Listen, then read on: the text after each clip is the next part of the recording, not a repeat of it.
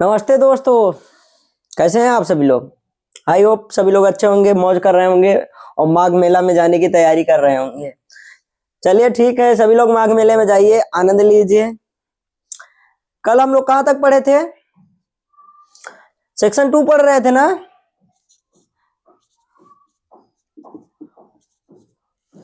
कौन सा सेक्शन 2?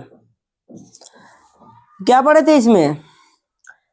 ये पुराने कानून यानी पुराने अधिकारों और रीति रिवाजों को सुरक्षा प्रदान करता है। क्या पढ़े थे? देखिए सभी लोग, पुराने अधिकारों और रीति रिवाजों को सुरक्षा प्रदान करता है। इसे या वृत्ति सेक्शन या सेविंग सेक्शन के नाम से भी जाना जाता है। यहां तक पढ़ चुके थे ना। आगे कुछ इसके महत्वपूर्ण बातें बताएंगे। कहां कहां ये लागू होता है, कहां कहां नहीं लागू होता।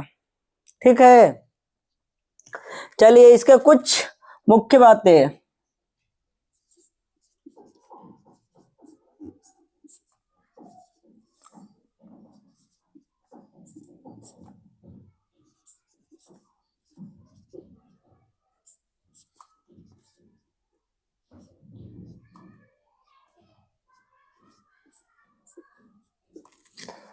इसके कुछ मुख्य बातें, जो पिछला वीडियो नहीं देखे हो जाके यूट्यूब चैनल पे रिकॉर्डिंग लेक्चर देख लीजिए, यूट्यूब पे पड़ा होगा।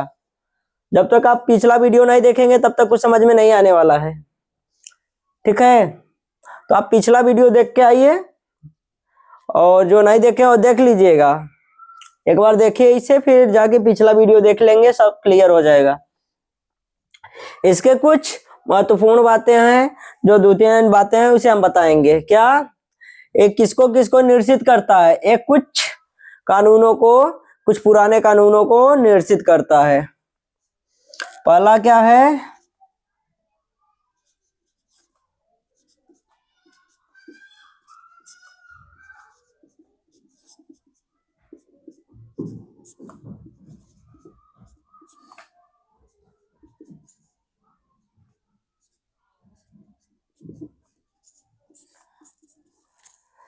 इसमें क्या कहता है? ये क्या कहता है? पुराने कानूनों का निरसन, जब टीपीए नहीं लागू हुआ था, टीपीए लागू होने से पहले।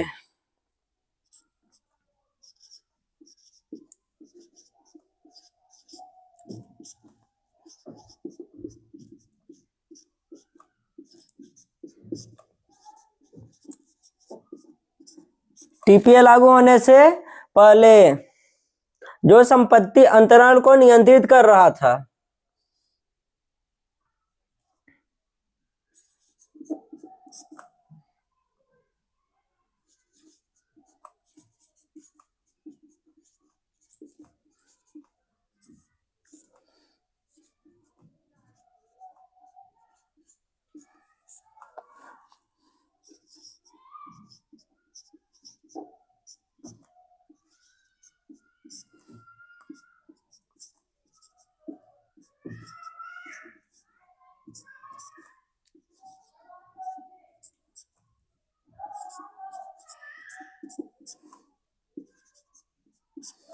क्या जो जो अधिनियम या जो कानून टीपीए को लागू होने से पहले संपत्ति अंतरण को नियंत्रित कर रहे थे, उनका कुछ हिस्सा, उनमें से कुछ भाग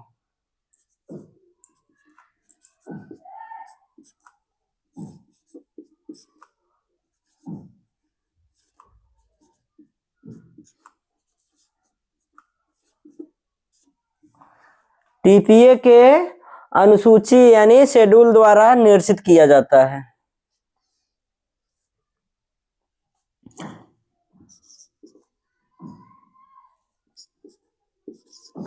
टीपीए के अनुसूची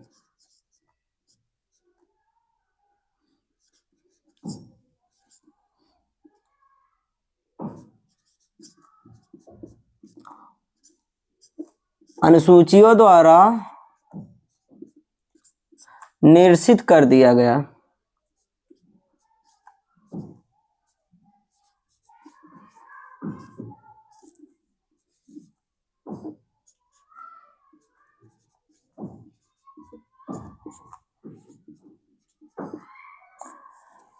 इसमें क्या बताया गया है कि टीपीए जब लागू हुआ था उससे पहले जो कानून संपत्ति अंतरण को देखभाल कर रहे थे या उसे नियंत्रित कर रहे थे, उसे या उसके कुछ भाग को इसके अनुसूची यानी शेड्यूल के द्वारा, इंग्लिश वाले ध्यान दीजिएगा, शेड्यूल के द्वारा ना हटा दिया गया। निर्देशित मतलब हटा दिया गया, उसके कुछ भागों को हटा दिया गया। दूसरी बात बताई गई, यानी क्या कुछ सुरक्षित रहता है, क्या कुछ इससे सुरक्षित रहता है। तो चलिए देख लेते हैं क्या क्या सुरक्षित रहता है, क्या क्या सुरक्षित रहता है।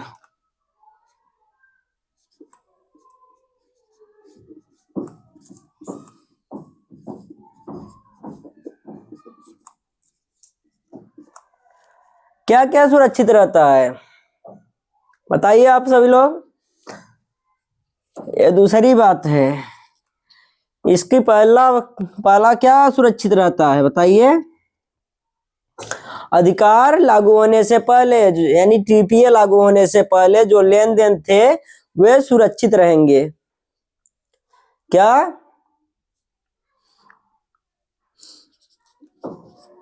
यह अधिनियम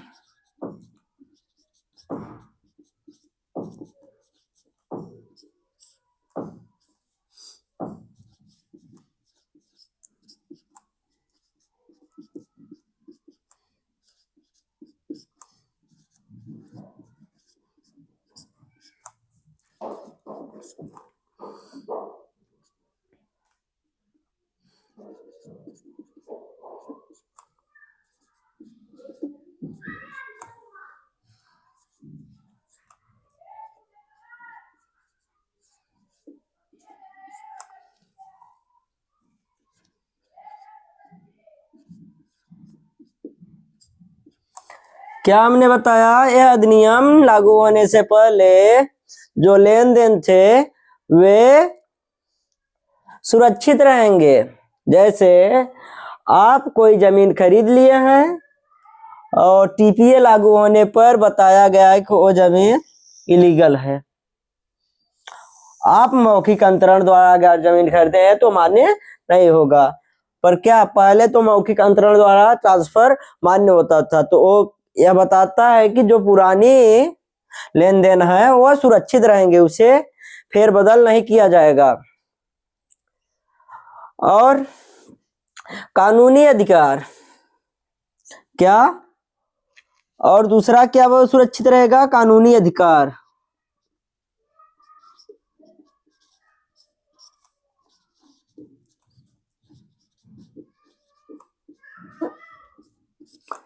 क्या? कानूनी अधिकार, इसमें क्या है, अगर किसी कानून के द्वारा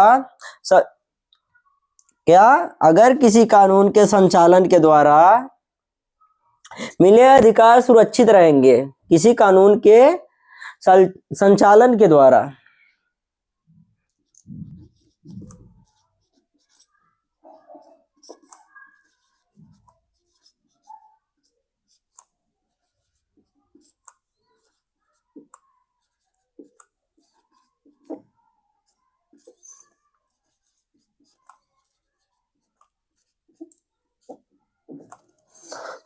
मिले अधिकार सुरक्षित रहेंगे।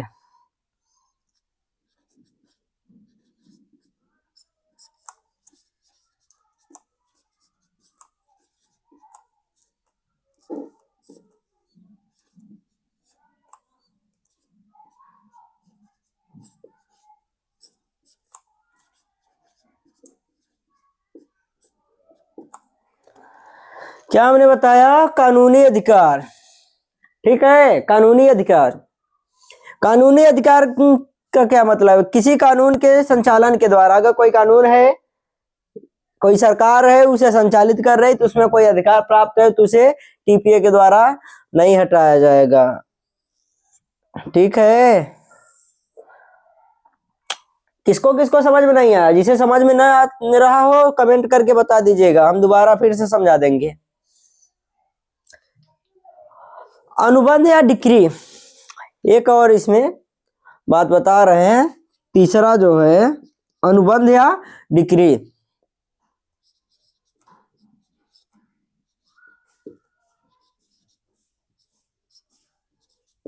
अनुबंध या डिक्री।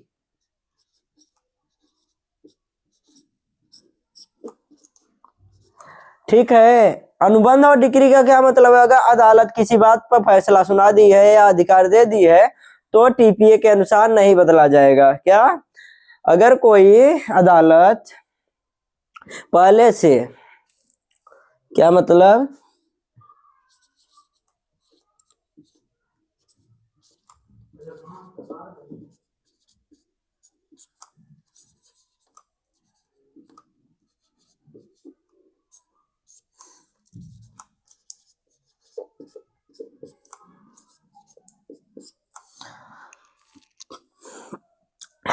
अगर कोई अदालत पहले से ना कोई फैसला सुना दी है तो उससे बदला नहीं जाएगा।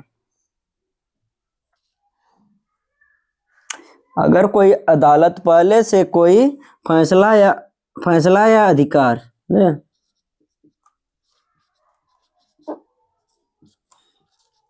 या अधिकार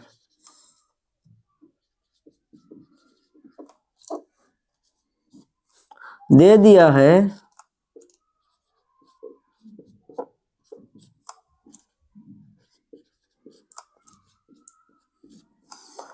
तो उसे टीपीए के द्वारा एक्सचेंज नहीं किया जाएगा।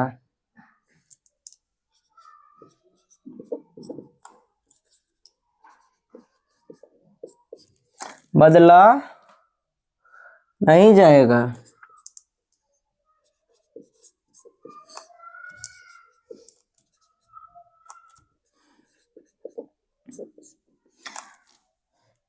सब लोग इतना नोट डाउन करिए।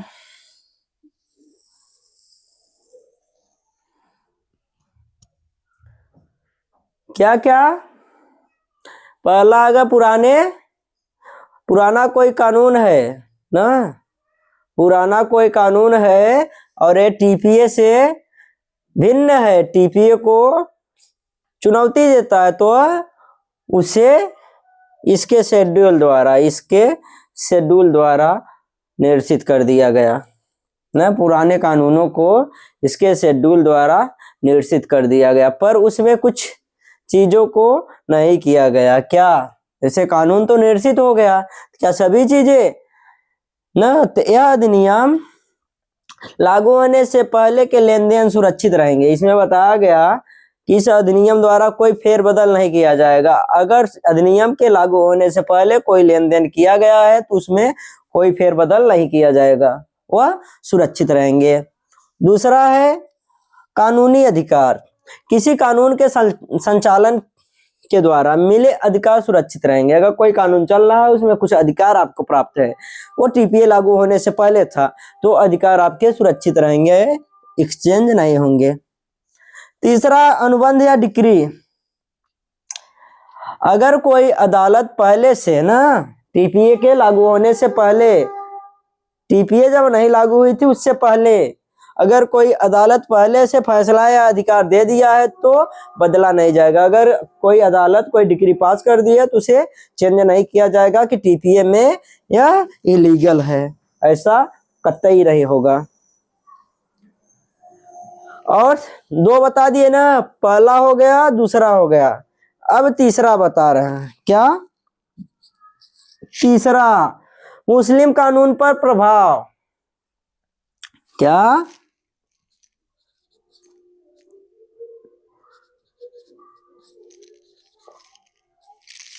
मुस्लिम कानून पर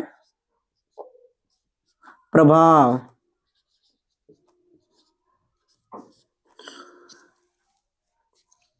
इस अधिनियम के द्वारा मुस्लिम कानून पर क्या प्रभाव पड़ेगा? चलिए देखते हैं। इसमें बताया गया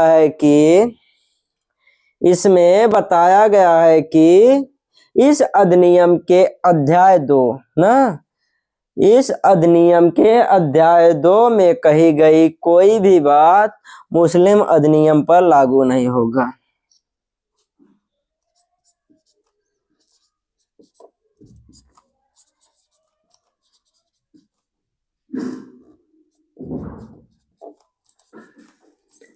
इस अधिनियम के अध्याय 2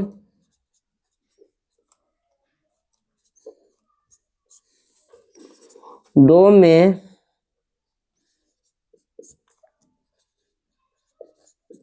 कही बात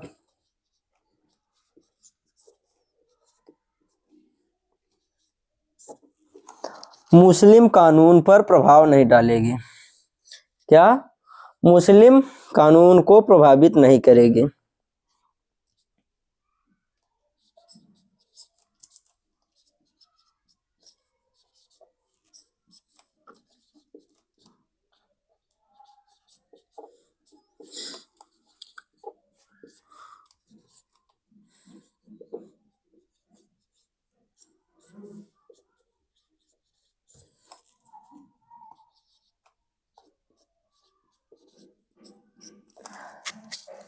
क्या तीसरा क्या बताया? मुस्लिम कानून पर प्रभाव इस अधिनियम के अध्याय 2 जो चैप्टर 2 में कही गई बात है या दिया गया रूल है वो मुस्लिम कानून पर कोई भी प्रभाव नहीं डालेगी। सेक्शन 2 को लाया क्यों गया?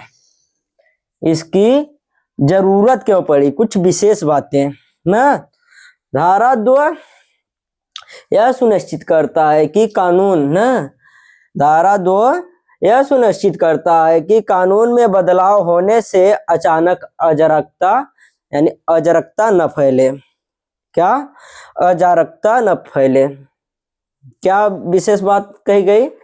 इसमें नीचे बताया गया है, उसमें लिखा गया है कि अगर इस अधिनियम को लागू होने से पहले ना कोई फेरबदल होता है तो कानून बदल होता है तो इसमें अचानक से कोई समाज में अराजकता न फैले यानी समाज भड़के न, इसलिए इतनी बातें कही गई कि पुरानी रीति रिवाजों को सुरक्षा प्रदान होगा, पुराने अधिकारों को सुरक्षा प्रदान होगा। ठीक है, पुराने अधिकारों को सुरक्षा प्रदान होगा। पुराने कानूनों को निश्चित करना जरूरी था। अगर पुराने कानून को निश्चित नहीं किया जाता तो नया कानून का मतलब ही क्या होता? तो टीपीए का सेक्शन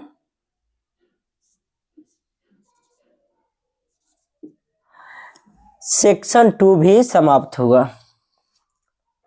इसी के साथ हम विदा लेना चाहते हैं, पर आप लोगों से एक ही गुजारिश है कि आप लोग अपने भाई का सपोर्ट करिए और हमारे YouTube चैनल लॉ सेमेस्टर सारथी को सब्सक्राइब करिए। सब्सक्राइब करने के साथ साथ बेल आइकन की घंटी दबा दीजिएगा। ये बेल आइकन वाली घंटी दबा दीजिएगा और आल पे अगर बेल आइकन की घंटी दबाएंगे तो नीचे आपको ऑप्शन देगा, आल पर क्लिक कर दीजिएगा। इससे आपको ही बेनिफिट होगा कि जब भी कोई वीडियो हमारे द्वारा अपलोड किया जाएगा तो सबसे पहले नोटिफिकेशन आपके पास पहुंच जाएगा। एक चीज और बता देना चाहते हैं, जो कल माघ मेला में यात्रा करने आ रहे हैं, गंगा स्नान करने आ रहे हैं, तो सभी लोगों से निवेदन है कि अगर कहीं हड़ताल हुआ यानी भगदड़ मची, अगर कोई चोट चपेट में आ गया तो आप एक हेल्पलाइन नंबर याद कर लीजिए। माघ मेला हेल्पलाइन नंबर क्या है? माघ मेला हेल्पलाइन नंबर यहीं लिख दे रहे हैं ना, नोट डाउन कर लीजिएगा या याद कर लीजिएगा।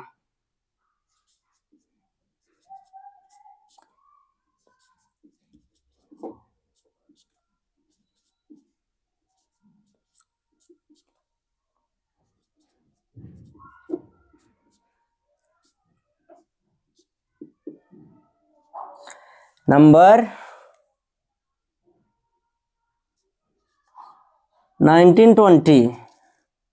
ठीक है, इस पे कॉल करेंगे। आपके कॉल करने के 5 मिनट या 10 मिनट बाद आपको सहायता प्राप्त हो जाएगी। तो ये जानकारी आप लोग याद रखिए। अगर काश ऐसा ना हो, अगर आपके साथ या आपके पहचान वाले के साथ ऐसा होता है तो उसे इस नंबर को बताइए कि आप 1920 पर कॉल करिए। क्या 1920 पर कॉल करिए, आपको तुरंत सेवा प्रदान किया जाएगा माघ मेला के द्वारा। तो हम यहीं से विदा लेना चाहते हैं, फिर मिलते हैं अगली वीडियो की ओर। अगली वीडियो में हमारा डिफिनीशन क्लॉज है और जो सबसे बड़ी चीज है, ठीक है, जो सेक्शन 3 है, सेक्शन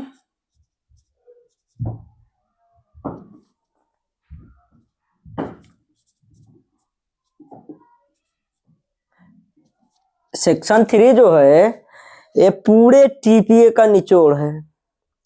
कहा जाए इसी पर पूरा टीपीए ना, इसी पर पूरा टीपीए टिका हुआ है। इसमें सब कुछ बताया गया है कि अनुप्रमाणन क्या होता है, नोटिस क्या होता है, अनुयोज्य दावा क्या होता है, स्थावर संपत्ति क्या होती है, चल संपत्ति क्या होती है, सब कुछ इसमें बताया गया है। साक्षरता क्या होती है, तो कल हम डिफिनीशन क्लॉज को भी समाप्त कर देंगे। ठीक है, चलिए तो आज के लिए बस इतना ही, फिर मिलते हैं अगले वीडियो में। धन्यवाद।